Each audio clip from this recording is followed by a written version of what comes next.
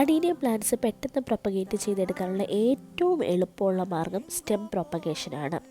Mother പ്ലാന്റിൻ്റെ same ഫ്ലവറുള്ള തൈകൾ നമുക്ക് സ്റ്റെം പ്രൊപ്പഗേഷൻ വഴി ലഭിക്കും. എന്നാൽ ഇതിൻ്റെ ഒരു ഡ്രോബാക്ക് എന്താണെന്ന് വെച്ചാൽ ഈ ഉണ്ടാവുന്ന തൈകൾക്ക് ക്യോഡക്സ് ഉണ്ടാവില്ല എന്നത് മാത്രമാണ്. പക്ഷേ പ്ലാന്റിൽ ഫ്ലവറുകൾ ഉണ്ടാവുന്നതിലോ ബ്രാഞ്ചസ് ഉണ്ടാവുന്നതിലോ നിറയെ പൂക്കുന്നതിലോ ഒന്നും ഒരു വ്യത്യാസവും ഉണ്ടാവില്ല.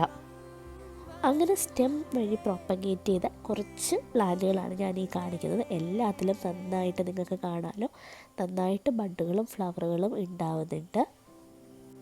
വളരെ ചെറിയ ചെറിയ കാര്യങ്ങൾ ഒന്നൊന്ന് ശ്രദ്ധിച്ചാൽ നമുക്കും ഈസി ആയിട്ട് ഇതേപോലെ നിറയെ തൈകൾ ഉണ്ടാക്കിയെടുക്കാൻ പറ്റും. അപ്പോൾ ഇതിൻ്റെ വിശദമായിട്ടുള്ള വീഡിയോ ഞാൻ നമ്മുടെ യൂട്യൂബ് ചാനലിൽ അപ്ലോഡ് ചെയ്തിട്ടുണ്ട്. കാണാത്തവരുണ്ടെങ്കിൽ തീർച്ചയായിട്ടും കാണുക, നിങ്ങൾക്ക് എന്തായാലും പ്രയോജനപ്പെടും.